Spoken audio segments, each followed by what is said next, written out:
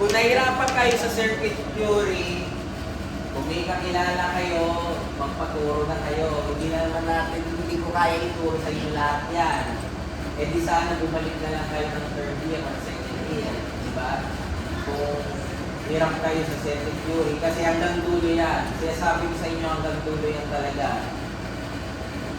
Ito, yung ginagawa natin sa dulo, uulitin nyo lang yan. May dagdag pa tayo kasunod. Kumbaga dapat sa mga susunod na mga problem solving, parang wala lang sa inyo yan yung mag-solve yan. So, expected ko naman na hirapan kayo ng umpisa, pero ma-practice naman kayo. Hindi porke pinipicturean nyo yung mga yun, hindi porke may video recording kayo, hindi kayo nagpa-practice mag-solve. Ang circuit theory, hindi natututunan yan kung hindi kayo nagsosolve ng problem. Yun yung tatandaan nyo sa engineering. Hindi kayo, kahit sabihin natin mag-open notes tayo, ginawa pa rin yung dati, nag-open notes kami, 0 pa rin sila. Dahil nga, analysis yan. Kailangan balikan nyo yung pag-a-analyze kung mabuti ng diagram at kung mismong circuit.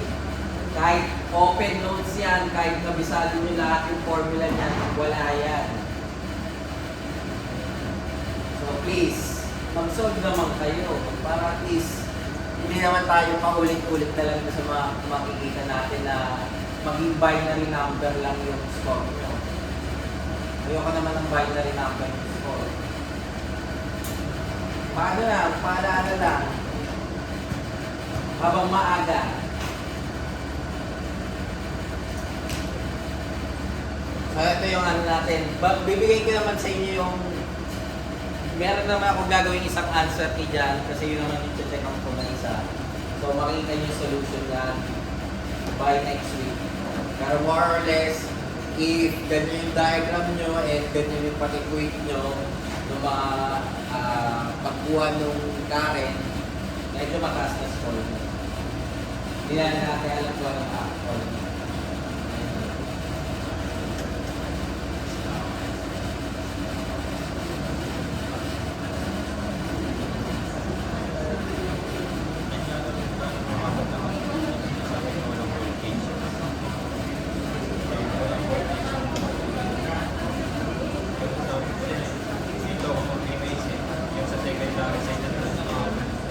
Okay, anong number tayo natapos? 9.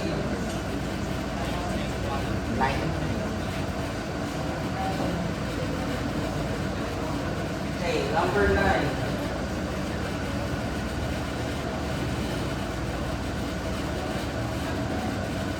3 resistors, 5 ohms, 10 ohms, and 20 are connected in delta across 3 phases of balance 100 volt supply. What are the sequence components in the resistor and in supply line? So, drawing natin. Natapos ba na? Parang tapos natin ito eh. Ito yung huli natin eh, di ba? Ito yung nagalit rin ako sa inyo last time, di ba? Dahil nagmamadali kayo sa kasunod na klase, wala pong 4:30, di ba? O, tapos na tayo dito. O, 10 na pala tayo.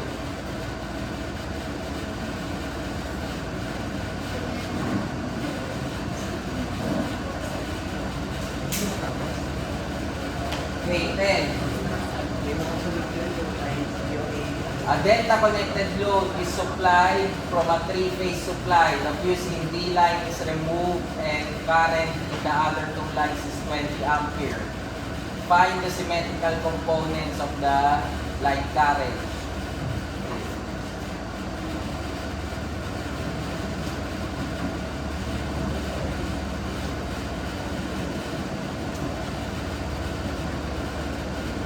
So meron tayong delta load. Let's say, sabihin na lang natin A, B, and C. Magkakaroon daw tayo ng open circuit sa isang line. So, ito na yung nakatawagin. Nagkaroon ka dyan ng shorted. So, nasira mo yung fuse doon. So, ang mangyari, nung nasira yung fuse, ito ay 20 bar 0. Siyempre, yung isa, magiging 20 bar 180 na lang. Kasi babalik lang yan. Dahil sira yung linya na to, saan lang pupunta yung kuryente mo, paikot lang sa line A at line B lang. Hindi na siya pupunta sa line C. So, ang tinatanong, ano yung components natin? Okay. Zero sequence is equal to 0. Bakit 0? Ano ang connection natin? Delta. Pag delta ka, automatically wala kang neutral current. Pag wala kang neutral current, wala kang zero sequence. So, wag mo na i-solve yan. Dahil automatically 0 yan. Pero kung let's say nakalimutan mo yung concept na yan, okay lang. E di gagawin mo 1/3 IA plus IB plus IC. Ano ba yung IC natin? 0. So, matitira mo sa IA is 20 bar 0. Ito, 20 bar 180. O, pag pinag-add mo ang 20 bar 0 sa 20 bar 180, ilan makukuha mo sa doon? 0. Kasi ang 20 bar 180 is negative 20. So, pwede mo pa rin i-solve siya kung gusto mo i-solve. Pero wala kang makukuha. 0 lang talaga yun. Punta tayo sa IA1. 1/3 IA plus A IB. So, ilan yan?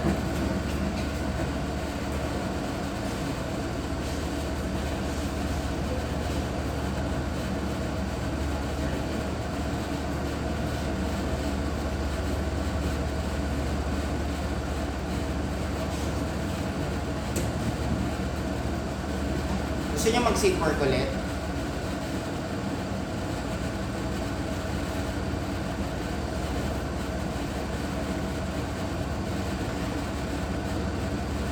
Hindi ka talaga nakakaroon.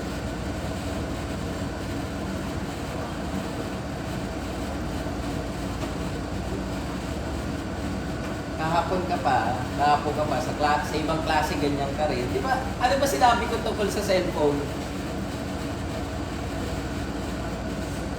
Di ba nasa course policy natin yon? Ilan to?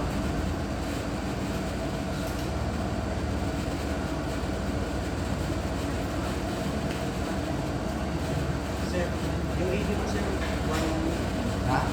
yung 1 bar, 120. Ano ba yung A? 1 bar, 120, di ba?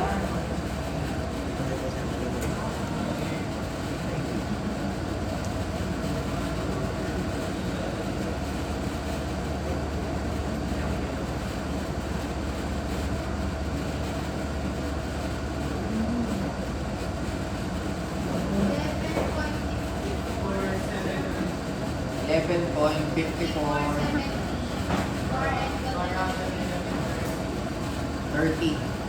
Yes sir.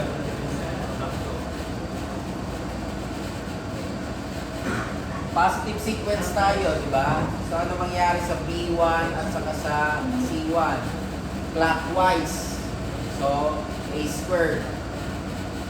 IA1. Yung isa, A, IA1. Ano ba yung A squared? 240 degrees. Saan ba ang 240 degrees? Sa baba. So, pwede mong gawin negative 120. So, kung ginawa natin negative 120 to, ano gagawin ko dito? Jadi magiging 11.5470 bar negative 150. Yung isa, negative 30. So, nagdagdag ako ng 120 degrees. So, magiging 120 minus 30. Magiging 90.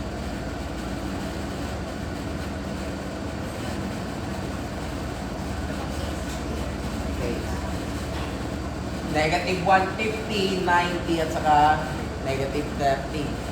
Okay. Positive sequence na tayo. So, ang kasunod, negative sequence. 1/3 IA. Since ito ay A, ano yung kasunod? A squared naman. Bakit wala yung IC? Kasi yung IC ay 0. Hindi ko na sinulat. Pero kung gusto nyo isulat, okay lang. Para kung let's say, para matandaan mo yung formula, wala namang problema.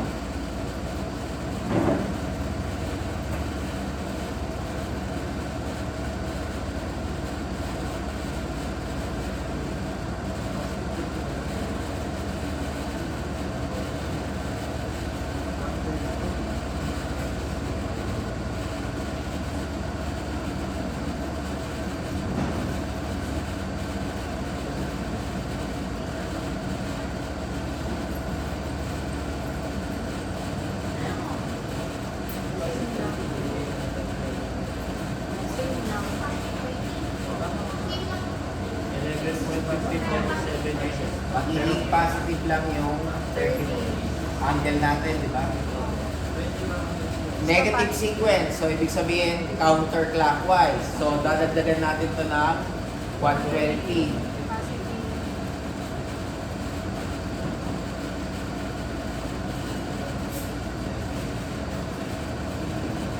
Yung isa, minus 120.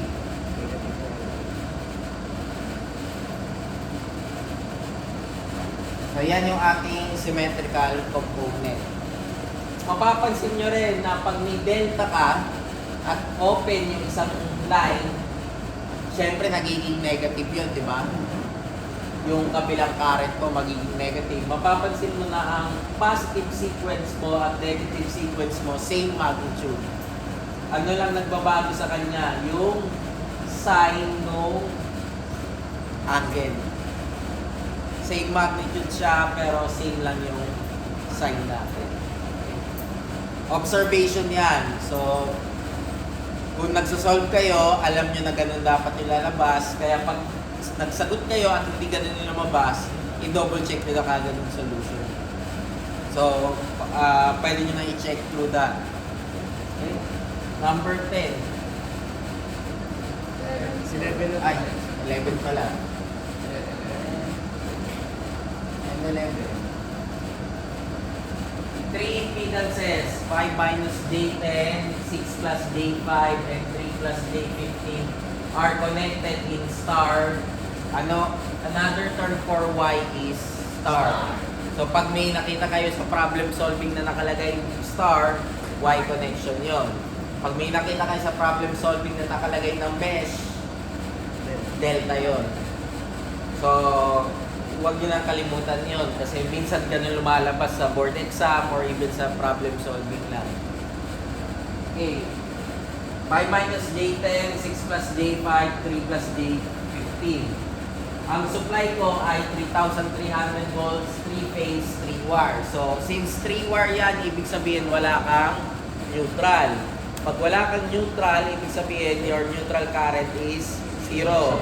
So, yung zero sequence mo ay also 0. So, hindi mo na kailangan i-solve yun. Automatic yun. Huwag nyo na yung pilitin i-solve yung zero sequence current dahil wala ka. Dahil 3-wire tayo. Pag may neutral, saka ka lang magkakaroon ng zero sequence. Okay. Gawin natin na.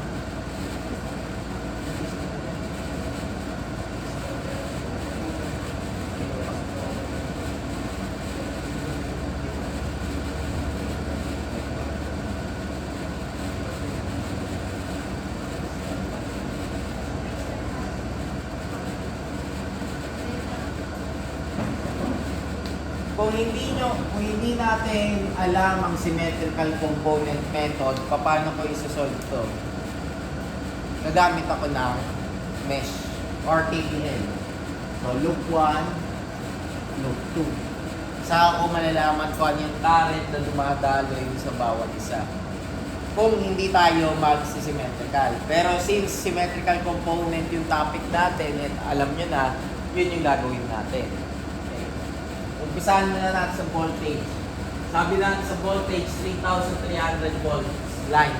So, ibig sabihin, BRY is 3,300 over square root of 3 bar 0.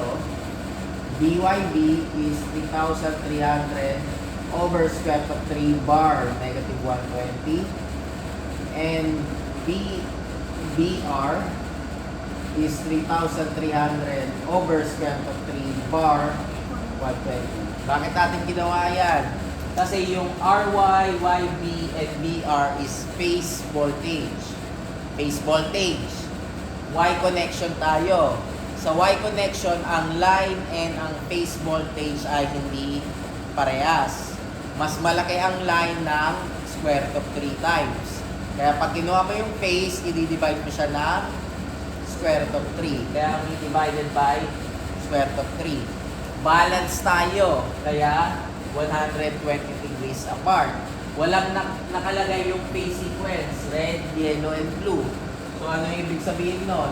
Ito yung aking red. Sabihin natin, ito na lang yung aking yellow. And yung aking blue, ito. So, clockwise rotation tayo. 0 degrees, negative 120, positive 120. Kaya yung angle mo ay 0, negative 120, and 120. Okay. Kunin na natin yung symmetrical components ko. Ano yung zero sequence ko? Zero. Bakit zero? Balance. Balance voltage, wala kang zero sequence, wala ka ring negative sequence. Huwag nyo nang isolve yan kasi wala kayong makukuha. Pagsisiro pa rin yan. Ang meron lang tayo would be positive. So, pwede natin gawin yan. 1/3 BRY plus A BYB plus A squared BBR. Pag sinolve ko yan, ang makukuha ko ay 3,300 over square root of 3 bar 0. Pwede nyo i-check kung yan nga yung makukuha nyo. So, 3,300 bar 0.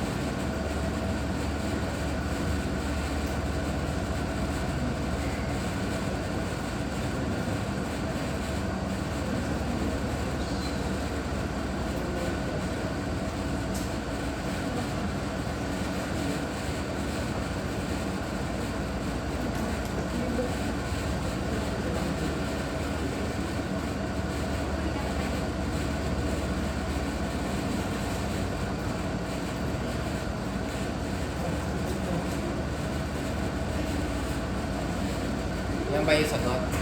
3,300 over square root of 3 bar 0.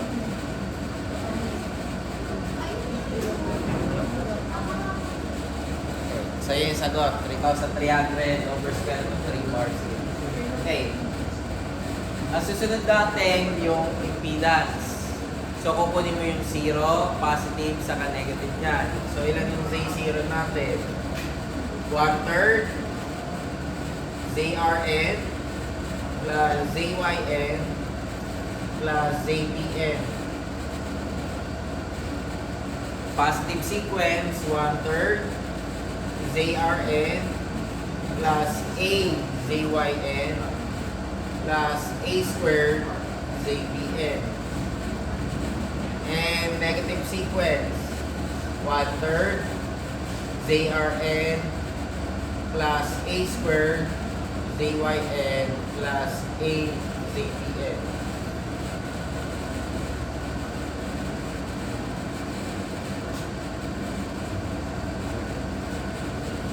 Ayun yung RN, yun yung YN, and yung BN natin.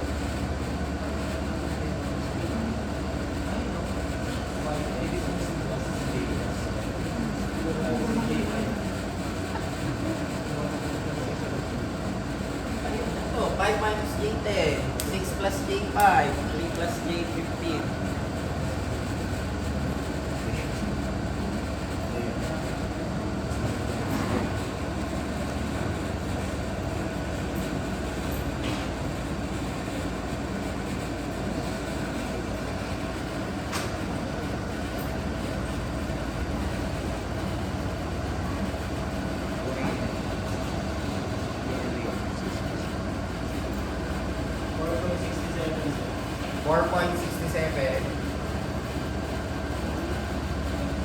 Ay, 4.667. 6, 6, Ay, 6.7. 6, 7. Walang angle, 0. Wala ko, sir. Sure ka? Sure ka? 5 minus J10, 6 plus J5, 3 plus J15. 5.73 bar angle. 35.57. Ohms. J1. Diba?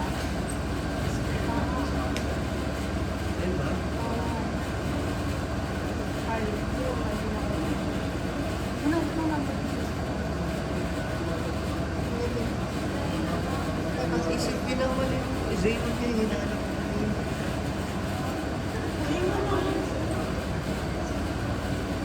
6.555. Ilang 5? Tatlo sir. Tatlo sir, kasi sakto eh. Two sir. Parang Parang again, negative 64 point. Ayun pa rin. Malay ko. 80. And J2.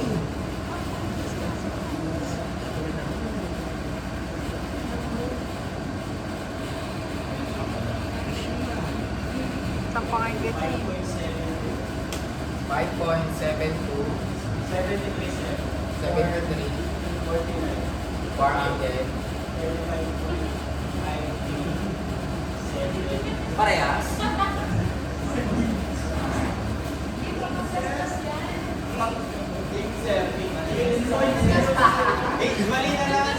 Mali ko lang yun.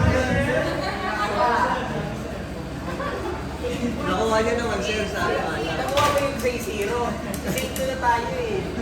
8 point. 8.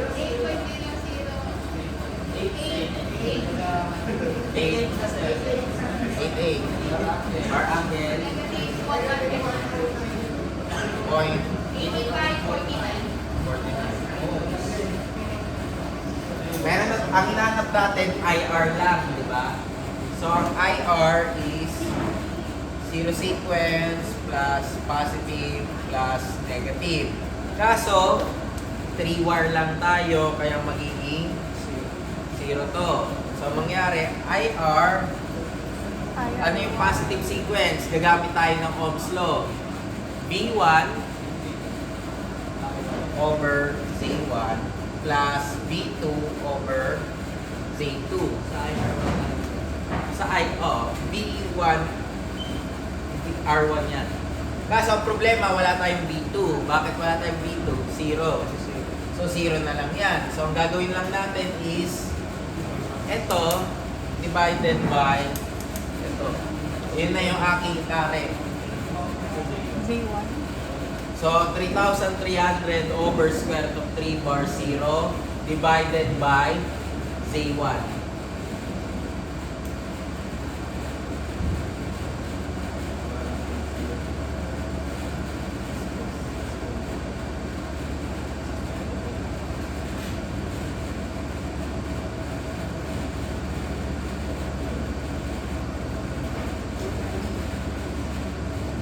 So ito 3,300 over square root of 3 bar 0 divided by 6.5552 over bar angle negative 62.23. 293.68. Ay, 64.80.